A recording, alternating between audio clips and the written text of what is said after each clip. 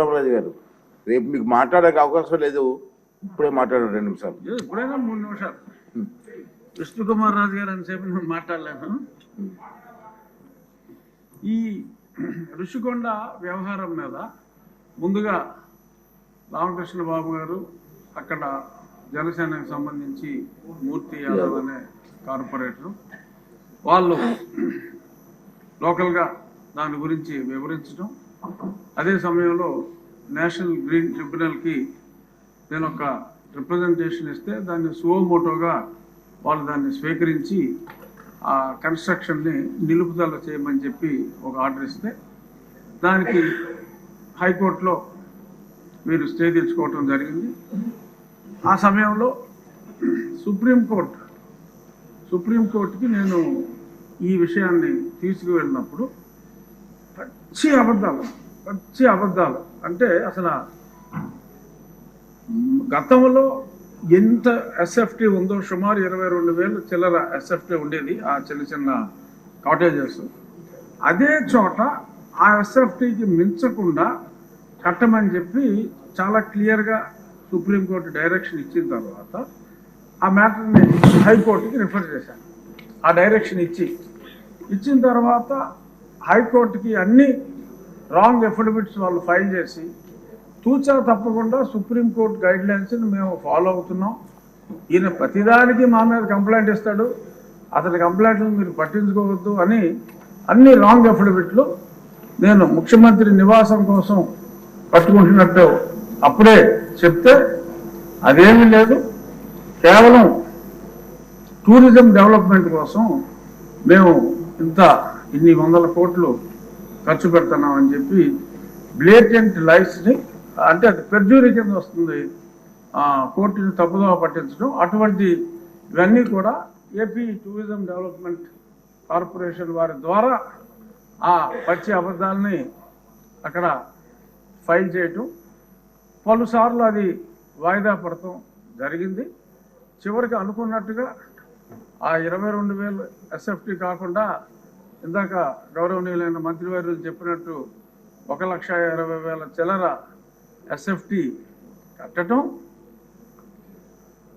ఆ తర్వాత ఒక చిన్న డ్రామా, ఎందుకంటే అప్పుడు దాకా అది టూరిజం ప్రాజెక్ట్ అని చెప్పారు.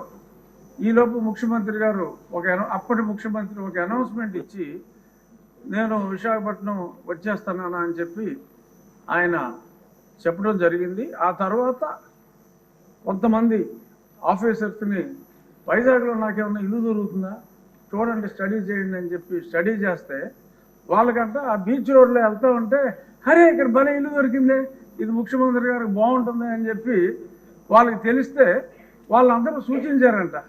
సరే దట్స్ ఆల్ రైట్, అందులోనే ఉందాం, పోనీ టూరిజం వాళ్ళకి చెప్పి అందులోనే ఉందాం, వాట్ ఈస్ దేర్, నాకు ఎక్కడైనా పర్వాలేదు, ఐఎమ్ ఏ సింపుల్ మ్యాన్ అని చెప్పి దానికి ఆయన అంగీకారం తెలిపారు. ఆ తెలిపిన తర్వాత కూడా మళ్ళీ హైకోర్టులో ముందు నుంచి చెప్తున్నాం సార్, ఇప్పుడు ఇల్లు అఫీషియల్గా ఓకే చేశాడు, ఇప్పుడైనా సరే చర్యలు తీసుకోండి అంటే కోర్టు వారు అసలు మా రూల్స్ వైలేట్ చేస్తే ఏ క్షణంలోనైనా మేము ఆర్డర్స్ ఇస్తాము, డిస్మాంట్లింగ్ ఆర్డర్స్ ఇస్తాము, మీరేం వరీ కావక్కర్లేదన్నారు. ఇప్పుడు దాకా ఆ మ్యాటర్ రాలేదు, ఎలక్షన్ వచ్చింది, ఆయన వెళ్ళిపోయాడు.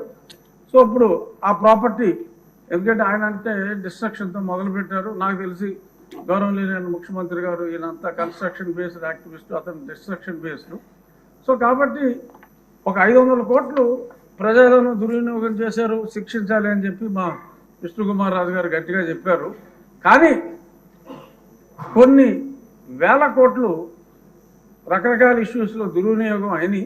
ఈ 500 కోట్ల వలన అతను అలరయ్యి ఒక మంచి ప్రభుత్వం రావడానికి దోహదం చేశాడు. కాబట్టి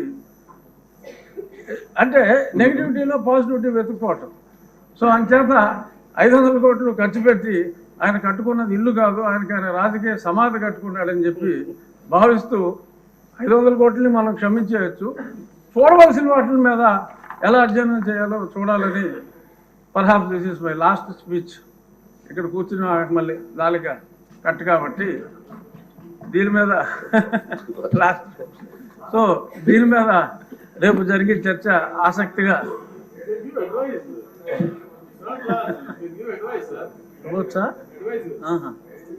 సో ఇది నా పర్సనల్ ఒపీనియన్లో అంటే నేను వేసిన కేసు కూడా అప్పుడు కొట్టివేయమని అడిగాం, ఇప్పుడు కొట్టివేయకూడదు కాబట్టి నా కేసు కూడా ఇంకా ఇన్ఫ్రాస్ట్రక్చర్స్గా నేను వెనక్కి తీసుకుంటాను. రామకృష్ణ బాబు గారు కూడా అసెట్ ఉండాలి కాబట్టి అప్పుడు దాంతో కూల్చేమన్నాం.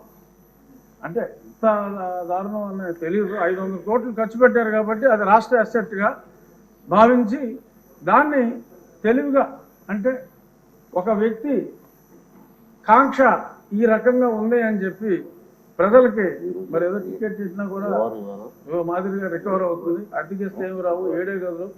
సో అంచేత దాన్ని ఒక మాన్యుమెంట్గా ఉంచి ఒక నియంత కట్టుకుందాం అనుకున్న ఒక పేదవాడు కట్టుకోవాలనుకున్న చిన్న గూడు ఇదని చెప్పి మనం దానికి ఒక టికెట్ పెట్టి ముంతాజ్ కోసం తాజ్మహల్ కట్టిన షాజహాన్కి మరి ఇప్పుడు గుర్తింపు వచ్చింది.